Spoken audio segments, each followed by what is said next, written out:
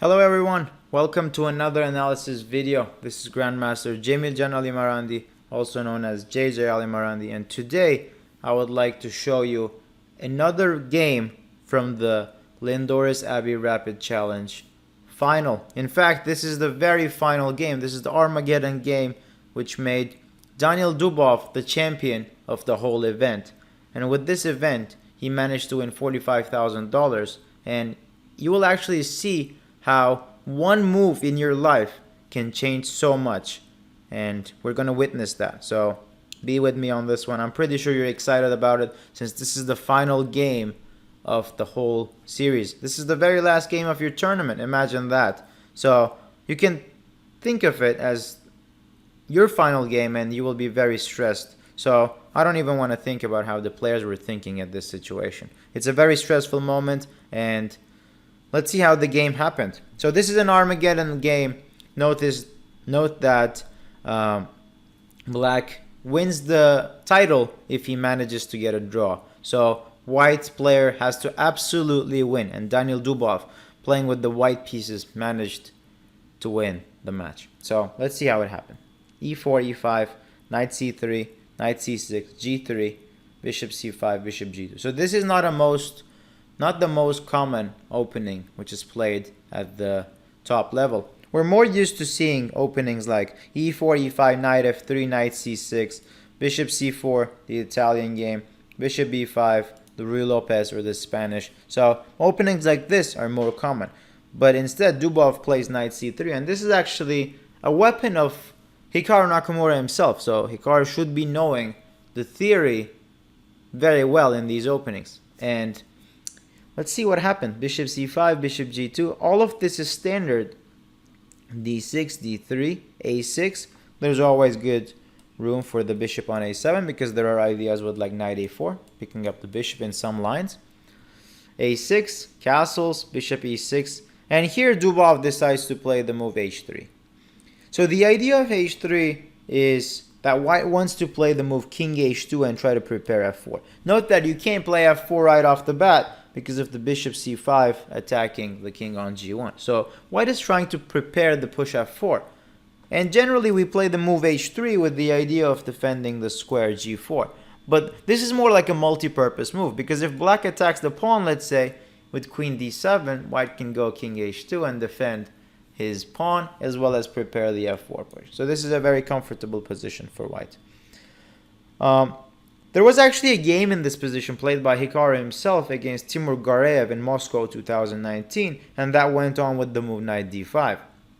Bishop D5, E5, Knight E7, D4, ED4, Knight D4, castles and C4. The game eventually ended up being a draw, but this is what Hikaru himself decided to play.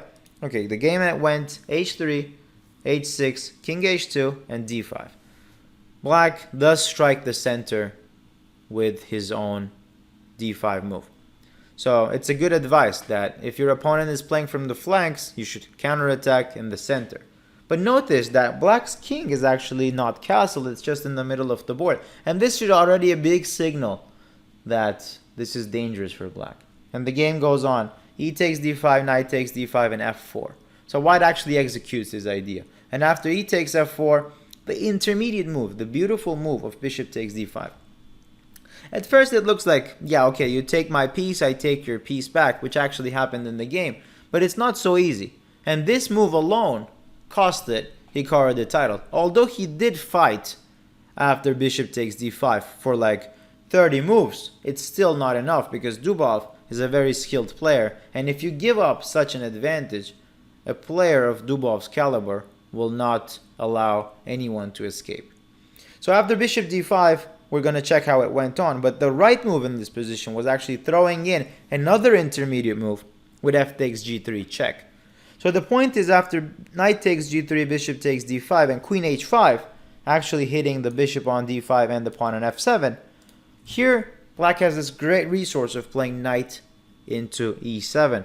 The point being that the Bishop on D5 is defending the pawn on F7, the Knight on E7 is defending the Bishop on D5, and also the Queen on D8 is defending the Bishop on D5. So if you take my Bishop with your Knight, I take it with the Queen, I'm offering you queen trade as well as defending my pawn on f7. And you cannot take my queen, which you can. Actually, this is the best, because after knight takes, rook f5. But again, this is more complicated. Black is worse. Obviously, black is worse, but it's not as lost as it was in the game. A sample line which the computer suggests, again, which is very hard, is long castle, c4, knight b4, rook c5, knight d3, rook f5, and f6, and b3. So this is a computer line where black is down a piece, but there is some sort of compensation. It's not so easy for white to win. But again, this is pretty much one-sided. So only white can win this. And in an Armageddon game where there's a lot of flagging involved, it's a good chance that white will win the match in the long run, being up a piece. So after bishop d5, let's see what the difference is. After knight f4, knight e7, everything looks great. But in this position, there is this move, queen h5.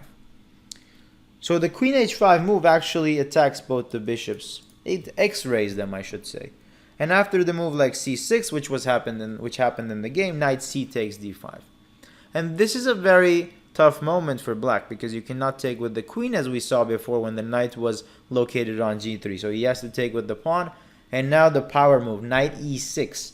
Attacking d8, attacking the queen on d8, attacking the bishop on c5, but also ganging up on the f7 pawn with the queen and the rook.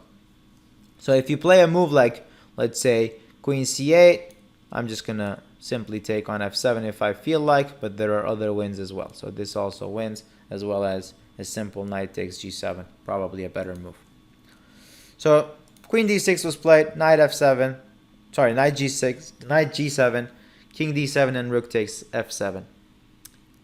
At this position, it looks like white is just up 2 pawns versus being up a piece like in the previous line. But the problem is now the black king is so exposed. It could not castle, and now white is going to develop a great initiative towards the heavy pieces which are roaming around, the queen, the king, and there is absolutely no way black can escape. So Dubov very clinically actually wins this position. Rook e f8, bishop f4, rook takes f7, sacrificing the queen for a hope of counterplay. King h1, obviously not stepping in this diagonal because it's just very, very risky. There is no need to do that. King h1, bishop takes d6, rook e1, simply bringing the rook into the game. The final piece which has never played before. Rook f8, queen g4 check, king c6, knight e6, hitting the rook on f8 and bringing the knight back from g7 all the way to the center. Your pieces are much better placed in the middle of the board than they're at the corners because they can control more squares when they're located at the center. King b6, rook e2. White is happy to trade pieces if possible, because if you're up material, then you should be trading pieces. And this is, of course, a general suggestion. It doesn't apply to every single position, but it's a good rule of thumb. c3, why not? White wants to go d4 eventually and restrict the bishop on d6. Rook f5, b4, completely restricting the pieces and collecting pawns whenever the time comes. Bishop b6, d4. Finally, the bishop is also very restricted. h4. White has put every single pawn on the dark squares just to restrict this guy on c7.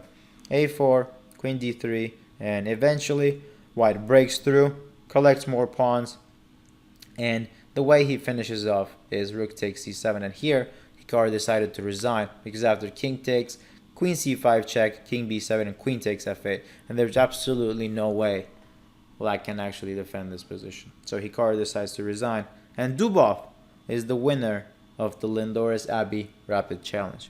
I hope you enjoyed this video. I hope you did check out the other videos. I did analyze the games which were decisive in the final day. If you have not seen those, I'll make sure to link those to you, and you can definitely check them out. I hope this video was fun. I hope the coverage was fun. More videos, more analysis videos are going to come. So make sure you subscribe and like the video. And also, if you have any suggestions, any suggestions, make sure you comment down below, because I will read those and I'll do my best at every single video I do. So If there's any suggestions, if you enjoyed the video, or any comments you would like to add, I will be appreciating them. So until next time, hope to see you all in another video and on the Twitch streams. So take care everyone, and see you soon.